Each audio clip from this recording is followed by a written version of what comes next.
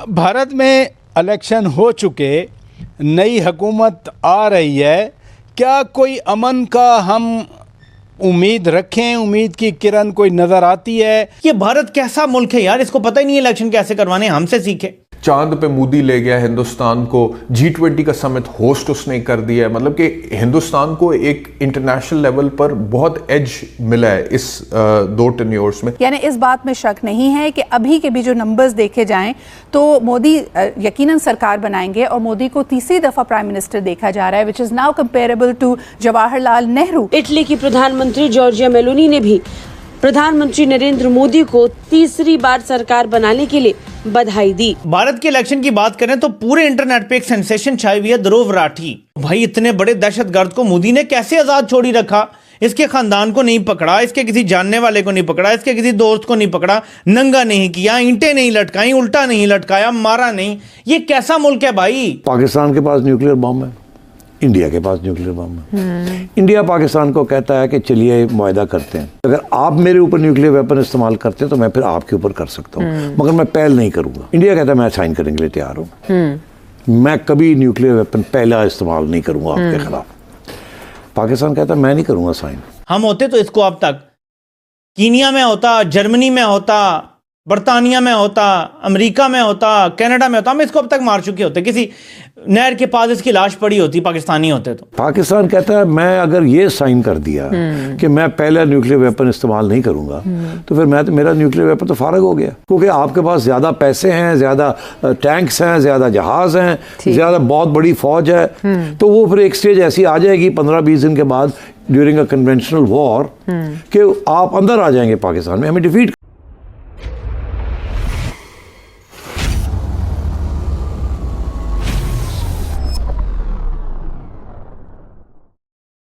मेरे पाकिस्तानियों, ध्रुव राठी की हम तारीफ तो बड़ी कर रहे हैं कि उसने बड़ा मोदी को टक्कर दी, बड़ी बातें की। क्या आपको पता है कि अगर वो पाकिस्तान में होता तो इस कुर्सी पे बैठा होता? ये वो जादुई कुर्सी है जिस पर इसने बैठा होना था और इसने प्रेस कॉन्फ्रेंस करनी थी और तौबा करनी थी। और अगर ये मुल्क से बाहर होता तो इसके मां बाप में से किसी को उठा लेते, इसकी बहन में से किसी को उठा लेते, इसके भाइयों में से किसी को उठा लेते, इसके रिश्तेदारों को उठा लेते और इससे तौबा करवाते, इसका अकाउंट डिलीट करवाते। ये भारत कैसा मुल्क है यार, इनको समझ ही नहीं है। ये इंतहा पसंद मुल्क है, हमारा दुश्मन मुल्क है। इनको पता ही नहीं है लोगों से डील कैसे करना है। सोशल मीडिया तो दहशतगर्द है। और भाई इतने बड़े दहशतगर्द को मोदी ने कैसे आजाद छोड़ी रखा?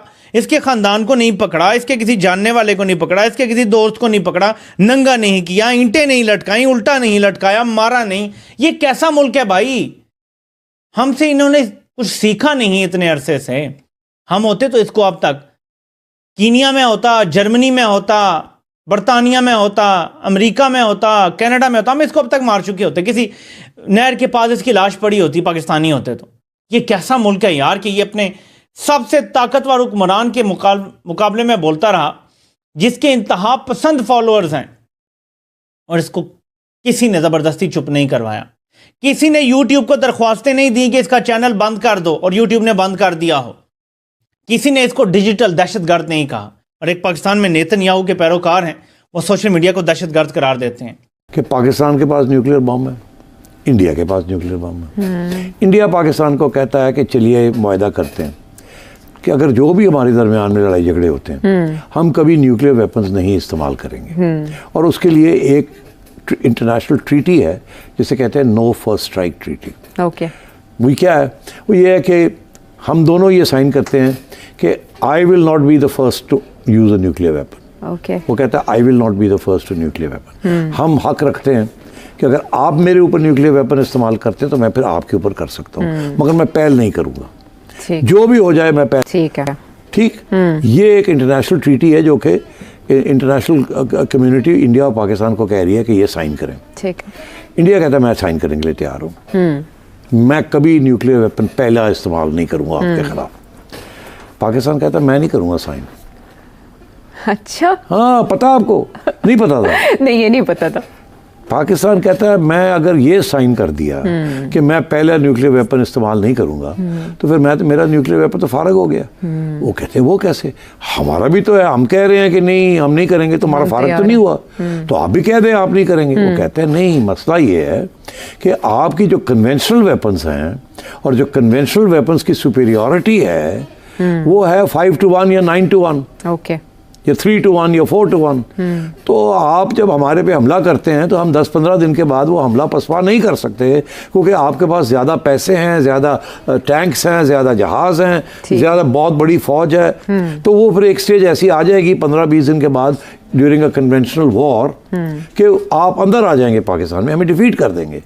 तो जब ऐसी स्टेज अगर आएगी तो हम न्यूक्लियर वेपन इस्तेमाल करेंगे। इसलिए हम ये नहीं साइन करेंगे कि हम नहीं करेंगे, हम हक रखते हैं to use it as first strike.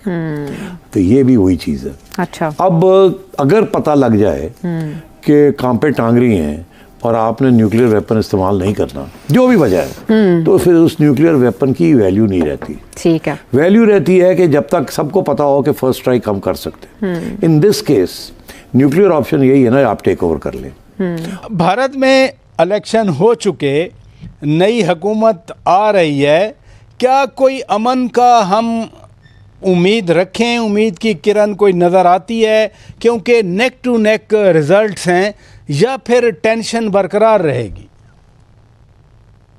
जी, अब हम कुछ नरमी की तवक्को कर सकते हैं। अच्छा, क्योंकि वो जो एक हवा बनाया गया था नरेंद्र मोदी का, और ये कहा गया कि इस दफा तो वो ऑपोजिशन को सफाई कर देंगे, अब वो नहीं हो सका। वो अब की बार 400 पार का नारा था ना उनका।